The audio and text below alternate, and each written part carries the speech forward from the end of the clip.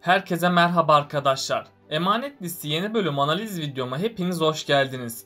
Dizimizi daha rahat izleyebilmeniz için birçok altyazı ile eklemiş bulunmaktayım.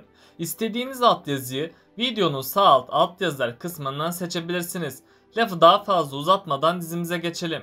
Yaman ve Seher'in birbirlerini bırakmamalarını istiyorsanız, İkbal'in Zuhal gibi tutuklanıp hapiste çürümesini istiyorsanız beğeni tuşuna basalım ve kaç kişi olduğumuzu görelim.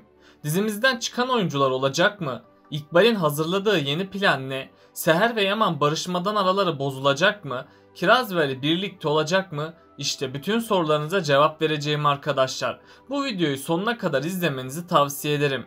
Emanet Listesi'nin yeni bölümünde Yaman Seher'e gerçekleri bir süreliğine daha anlatamayacak. Çünkü Yaman gerçekleri Seher'e söylerse onun büyük bir zarar vereceğini anlayacak.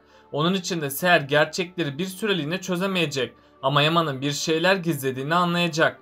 Yaman bu süre içinde Seher'in kalbine tekrardan girmek isteyecek. Ama Yaman'ın bunu yapması zor olacak. Çünkü Yaman Seher'e yaklaştıkça Seher onu istememeye başlayacak. Yaman da bir türlü Seher'e kendisini affettiremeyecek. Seher ise Yaman'ın kendisine yakın davranışlarından çok şüphelenecek.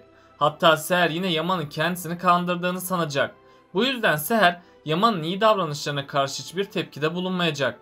Hatta Seher Yaman'dan uzak durmak için elinden ne geliyorsa yapacak. Ama Seher'in de bu yolda vermesi gereken zorlu sınavlar bulunacak. Seher hala Yaman'a aşık olduğu için onun aşk acısına dayanamaz hale gelecek. Seher ilk başlarda Yaman'ı affetmek istese de bunda başarısız kalacak. Bu yüzden iki aşığımızın kavuşması bir süreliğine daha gerçekleşmeyecek. Seher ise Yaman'ın kendisine iyi davranışlarından şüphelenecek. Çünkü Seher Yaman'ın iyi oluşuna bir anlam veremeyecek. Seher önümüzdeki bölümlerde Yaman'ın bir şeyler sakladığını fark edecek. Seher gerçekleri öğrenmek için yine Yaman'ın odasına gidecek. Ama Seher orada hiçbir kanıta rastlayamayacak. Tam o sırada Seher umutsuzluğa kapılmışken İkbal yetişecek. İkbal tüm olup biteni Seher'e anlatacak. Seher de İkbal'in söylediklerini duyunca büyük bir şok geçirecek. Seher nasıl olur da Yaman'ın kendisi hakkında kötü düşündüğünü sorgulayacak. Ardından Seher Yaman'ın yanına gidip ondan hesap soracak. Seher gururu kırıldığı için Yaman ağzına geleni söyleyecek. Yaman da Seher'e karşı suslu olduğundan susacak. Yaman'ın bu suskunluğu Seher'in öfkesini dindirecek. Çünkü Yaman Seher'e karşılık verseydi onu sonsuza kadar kaybedebilirdi. Seher ilk zamanlar Yaman'a karşı olan kızgınlığını devam ettirecek. Hatta Seher bir daha Yaman ile birlikte olmayacağını dile getirecek. Yaman ise Seher'den bu sözleri duyunca çok üzülecek. Hatta Yaman Seher'i kaybedeceği için hayata küsecek. Ama Yaman ne olursa olsun umudunu asla kaybetmeyecek. Seher bu süre zarfında geçmişte yaşadıklarını düşünecek. Seher Yaman'ın kendisine ettiği eziyetleri hatırlayacak. Seher yaşadığı kötü olayları hatırladıkça büyük travmalar geçirecek. Seher'e bu yoldaki en büyük desteği yine Yaman verecek. Seher Yaman'a kızmış olsa da sonradan onu affedecek. Önümüzdeki bölümde Yaman kendisini Seher'e affettirmenin yolunu bulacak.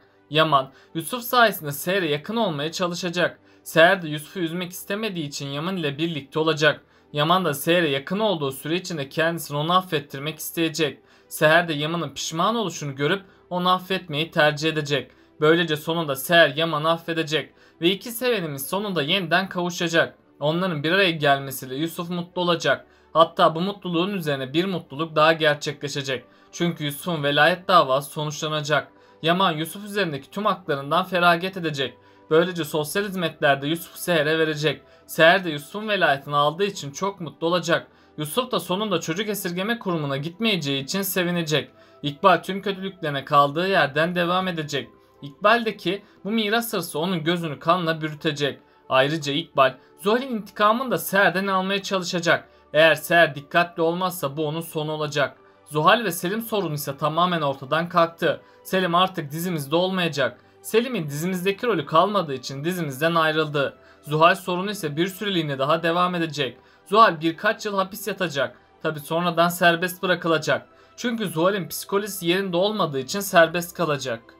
Zuhal serbest kaldığı için İkbal ile Seher'in sonunu getirmeye çalışacak. Zuhal'in dizimize tekrar dahil edilmesi yeni sezondan sonra gerçekleşecek. Çünkü hatırlarsanız önceki bölümde İkbal bir konuşma yapmıştı. İkbal artık ben senin hakkından geleceğim teyze bozuntusu demişti. Yani İkbal'in bu konuşması Zuhal'in şimdilik diziden ayrıldığının kanıtıdır. Zuhal'in dizimizden ayrılmasıyla yeni kötüler dizimize dahil edilecek. Bu kişi bir erkek karakter olacak. Büyük ihtimalle bu kişi Aksak rolüyle dizimize dahil edilecek. Aksak'ın diziye gelerek Seher ve Yaman'ın hayatına bomba gibi düşecek. Çünkü Aksak Seher'e aşık olacak. Aksak Yaman'ın yeni rakibi olarak dizimize katılacak. Yani önceleri Seher Yaman için mücadele ediyordu. Şimdileri de Yaman Seher için mücadele etmek zorunda kalacak. Eğer Yaman bu konuda dikkatli olmazsa Seher'i sonsuza kadar kaybedecek. Çünkü Seher Yaman'ı terk edip Aksak ile evlenmek zorunda kalacak. Yaman yine Seher'e kötü davranırsa Seher ondan ayrılacak. Yaman da sonsuza kadar Seher'i kaybedecek. Onun için Yaman'ın bu konuda çok hassas davranması lazım. İkbal gerçek yüzü ortaya çıkana kadar kötülük etmeye devam edecek. İkbal'in kötülüklerine tüm konaktakiler şahit olacak. Hatta Neslihan İkbal'e kötülüklerinde yardımlarda bulunacak. Çünkü hatırlarsanız önceki bölümlerde İkbal Neslihan'a bir iyilik etmişti.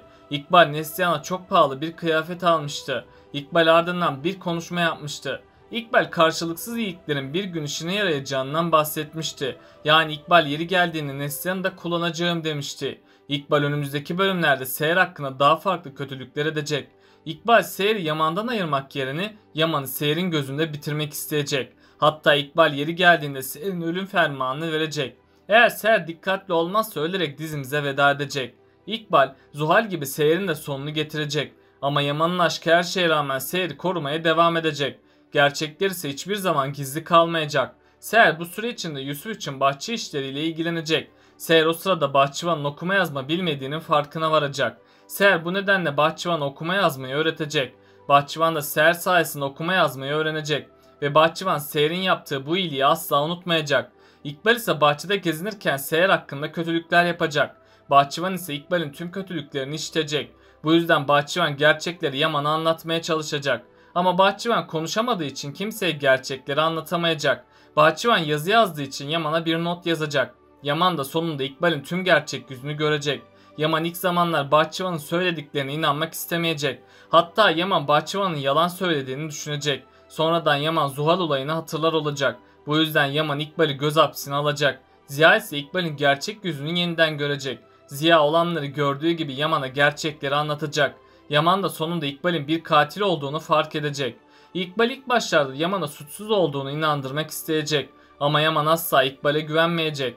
Yaman, Zuhal gibi İkbal'in de kolundan tutup onu konaktan kovacak.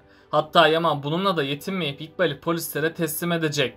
İkbal de Seher'in ablasını kasten öldürdüğü için hapse girecek. Yani İkbal de sonunda hapse girip hayatının geri kalanını orada devam edecek. Ziya'nın hayatı da artık düzene girecek.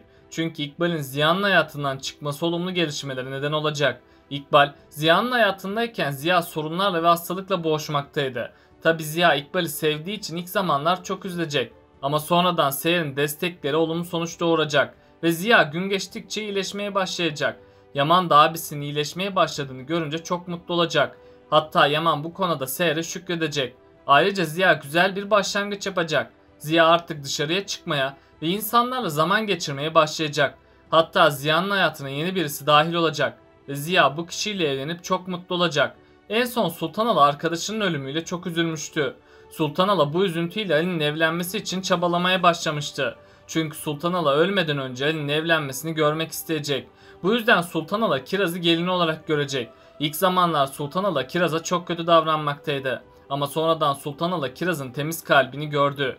Ve Sultanala Kiraz'ın iyi bir insan olduğunu fark etti. Bu yüzden Sultanala Ali ve Kiraz'ın evlenmesi için çalışmalarına başlayacak.